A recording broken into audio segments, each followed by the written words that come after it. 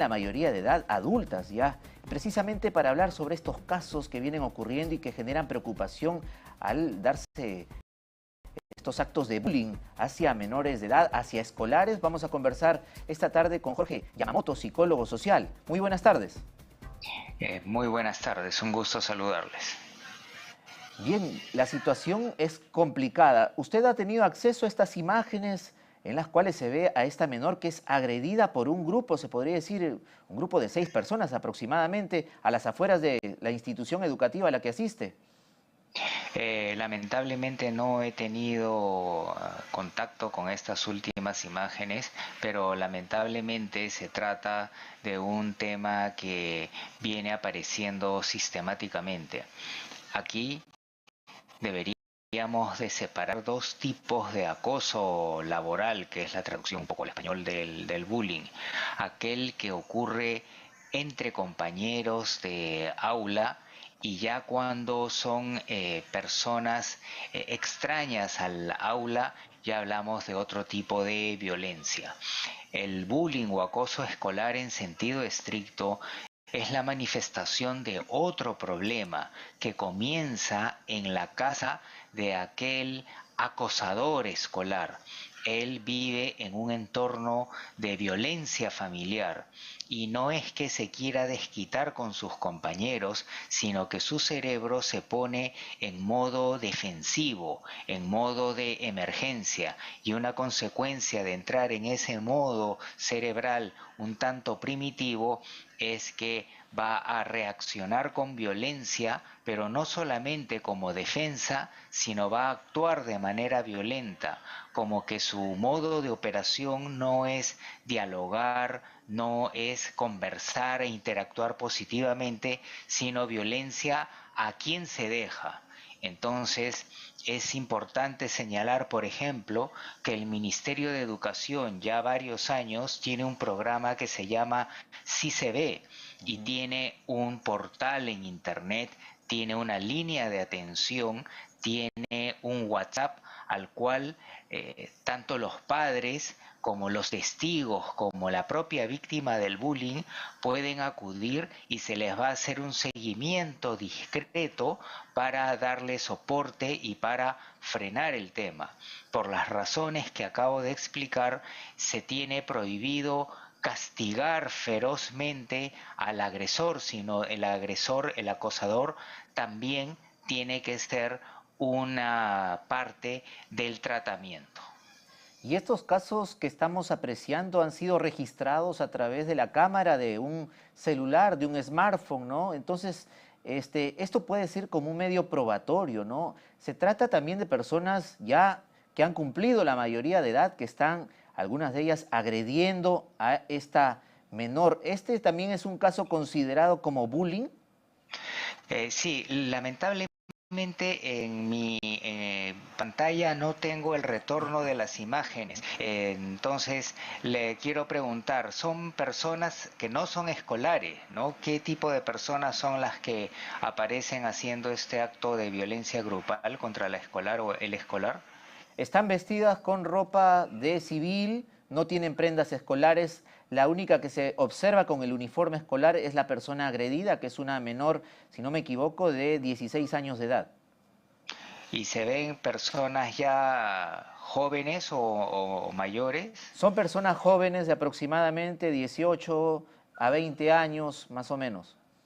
Sí, ahí definitivamente habría que explorar la relación entre los agresores y la supuesta razón, porque la violencia de ese tipo no suele ser gratuita.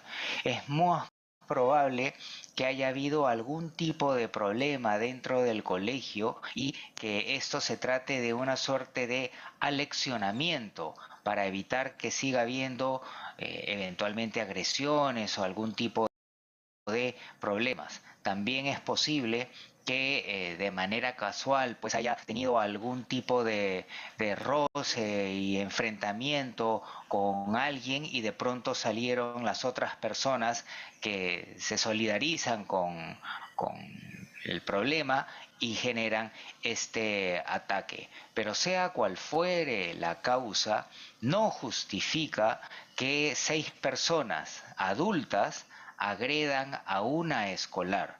Y esto forma parte de la escalada de la reactividad violenta que está habiendo en nuestro país.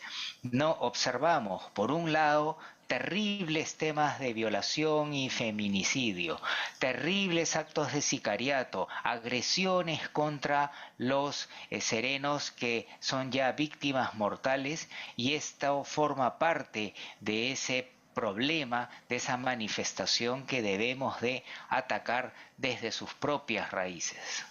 Incluso hay estudios que se hacen a los padres de familias, incluso se les pregunta si creen que su hijo puede ser víctima de bullying o puede ser uno de los agresores. La mayoría de los padres en este estudio señalan, cerca de un 90%, que sus hijos no serían partícipes de este tipo de actos, ni como agresores ni como víctimas. Es parte del desconocimiento que puede darse. ¿Qué señales deben alertar a los padres de familia? Porque muchas veces se desconoce lo que ocurre dentro de la escuela. Sí, no conozco el estudio, pero basado en lo que usted muy bien describe, yo diría que es una ingenuidad de encuestadora, eh, y que la psicología como ciencia no pregunta de esa manera, porque los padres no suelen ser conscientes de los problemas de este tipo. Como había mencionado, el acoso laboral, el acoso, perdón, escolar, tiene que ver con una relación familiar conflictiva y violenta. Y en ese marco, los padres normalmente no saben que eso va a tener consecuencias en sus hijos, que se van a convertir en acosadores. Entonces, son otras las técnicas de medición que se tienen que utilizar para tener una predicción más precisa del potencial acosador que tienen los niños. Ahora, no todo niño que tiene violencia familiar va a terminar siendo acosador.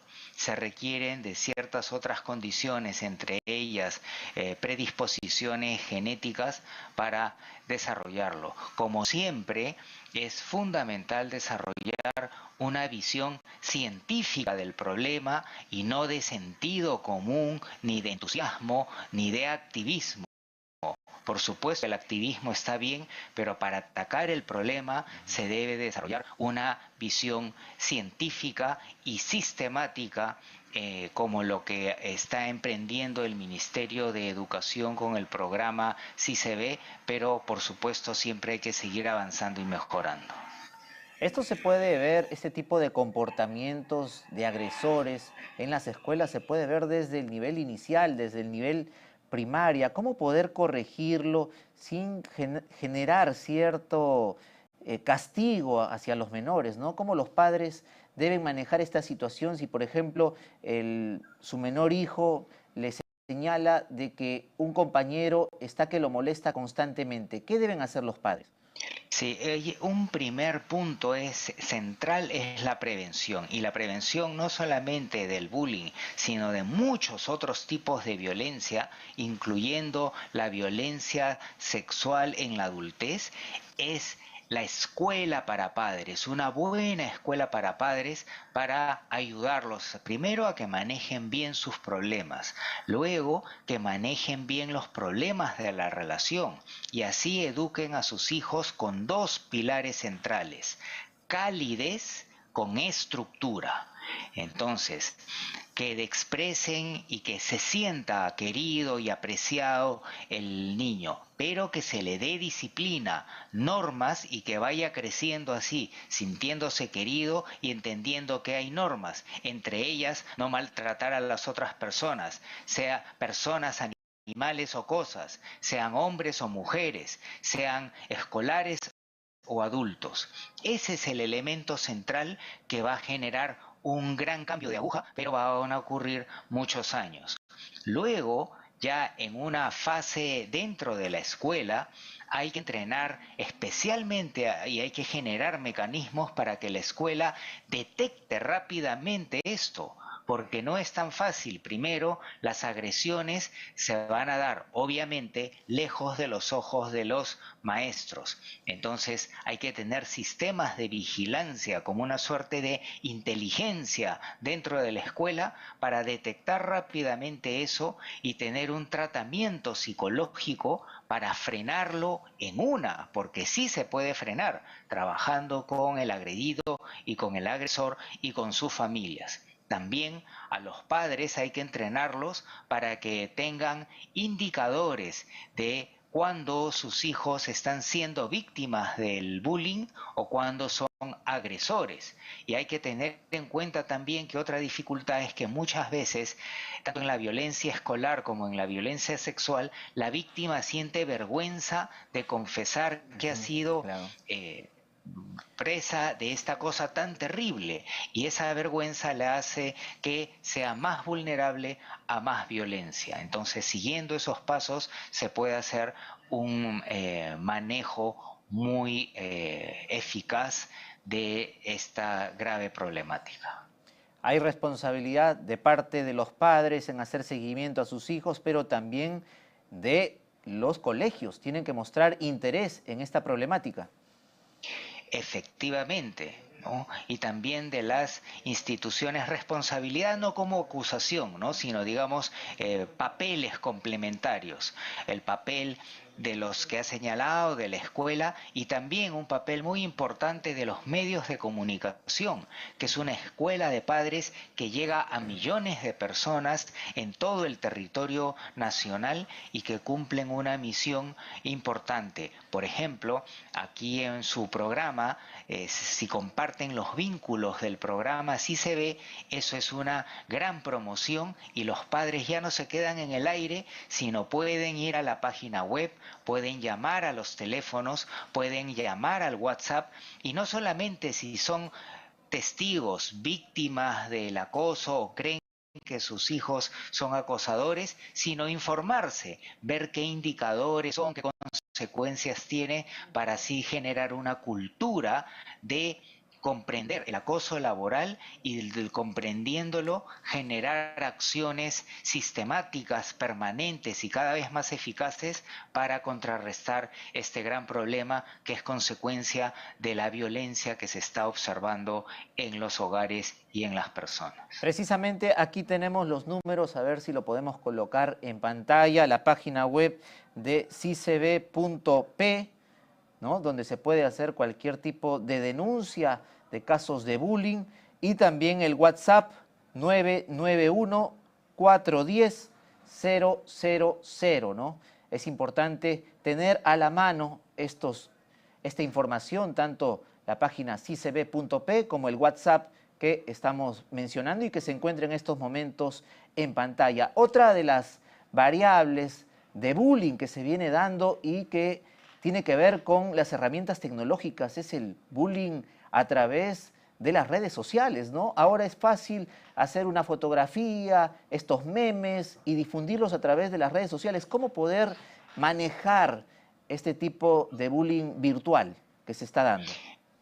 Efectivamente, el bullying virtual es la expresión de esa mentalidad agresiva producto de la violencia familiar y de predisposiciones genéticas que encuentra medios adicionales, pero con una agravante, y es que el anonimato, la impersonalidad de la pantalla. Por ejemplo, ahora yo no lo tengo a usted en persona, y ya cuando tenemos una presencia física, uno es más atento y uno es más cuidadoso también. Pero si es una pantalla, entonces la gente relaja esos controles, esa inhibición, y bajo ese anonimato de la pantalla se da el lujo de decir pachotadas que no diría en el caso presencial. Pero ahí las reglas de prevención son exactamente las mismas. Por un lado, la prevención durante la familia. En segundo lugar, la detección de el acoso y la acción sobre estos temas. También hay que señalar que un efecto mucho más potente va a ser un bullying con agresión física presencial, por decirlo de alguna manera, pero esto no quiere decir que el ciberbullying no tenga efectos negativos. El ciberbullying también, al subir una fotografía, un meme, una caricatura, una burla de un menor de edad, tiene un alcance mayor hacia más personas, ¿no? Esto podría afectar la autoestima de la persona agredida. Muy buen punto, porque el bullying a veces es observado por 4 o 5 personas en un rincón de la escuela, pero el ciberbullying puede salir a nivel nacional e internacional. Y ahora, con el desarrollo de la inteligencia artificial y de programas en donde se pueden generar videos y falsos acerca de las personas, tenemos que estar alertas porque ya se viene ese huaico y podemos ya predecir lamentablemente que ese ciberbullying va a atravesar el honor sexual, el honor en general de las personas y hay que estar preparado. Okay. Y es necesario para que los padres tengamos un monitoreo de lo que las páginas que consultan nuestros menores hijos o también de sus redes sociales, si son ellos víctimas de ciberbullying, tener acceso a las contraseñas de nuestros hijos. Yo no soy experto en tecnología y a ese nivel de detalle no podría responder, pero lo que sí es fundamental que tengamos control de los hijos menores del número 1, el tiempo que pasan en redes, número 2, las redes a las cuales acceden y los menores no deberían de tener acceso a estas redes que usan contraseña y hay equipos y sistemas ampliamente difundidos, incluyendo los sistemas operativos comunes como Windows, y hay programas también y antivirus que generan buenos filtros para evitar páginas cuestionables. Entonces, por ahí se puede trabajar de manera eficiente el tema. Muchas gracias por toda la explicación y cómo poder tener ciertos indicadores para detectar los casos. Y como usted lo ha señalado, hay responsabilidad de los padres de familia y también de las propias escuelas en hacer seguimiento a lo que viene ocurriendo con los escolares. Muchas gracias. A usted las gracias, señor Vigo. Bien, estuvo con nosotros el psicólogo social Jorge Yamamoto acompañándonos y precisamente lo que él ha señalado. Es muy importante tener conocimiento de estas páginas, estos canales con los cuales se puede hacer la denuncia de casos de bullying. sicb.p, la página que estamos observando en estos momentos, precisamente donde se puede apreciar una pantalla bien amigable y de fácil acceso para poder denunciar los casos de bullying contra la violencia escolar. sicb.p del Ministerio de Educación. También tenemos a la mano el WhatsApp, donde también se puede hacer la denuncia de casos de agresión contra los escolares y contra menores en general a través del número 9914-10000. Precisamente aquí lo tenemos en pantalla. Ya lo han señalado el especialista Jorge Yamamoto, se guarda la reserva del caso y se va a abordar la denuncia que se haga con total discreción. Bien, siendo las 2:55 de la tarde, nos vamos a una pausa, pero no se mueva porque regresamos en solo segundos con más información.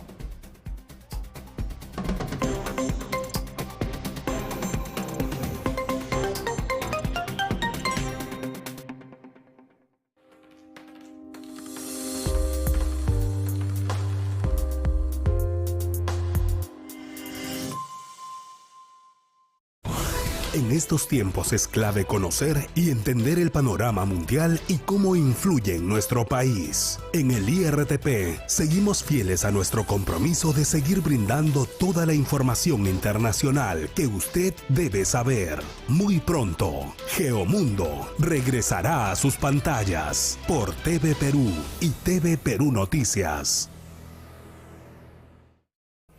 Información en nuestras lenguas originarias. Noticias en Aymara, Hiwasanaka. Aymara, Arusata, Yateaura. Noticias en quechua, Ñujanchi. De lunes a viernes en 2 ediciones, 5 de la mañana y 12 del mediodía. Más información que une a todos los peruanos. En simultáneo por TV Perú y TV Perú Noticias. De lunes a viernes, nuestros espacios informativos se renuevan. A las 6 de la mañana, Jennifer Salazar y Jorge Bayón nos traen edición matinal. Información fresca, ágil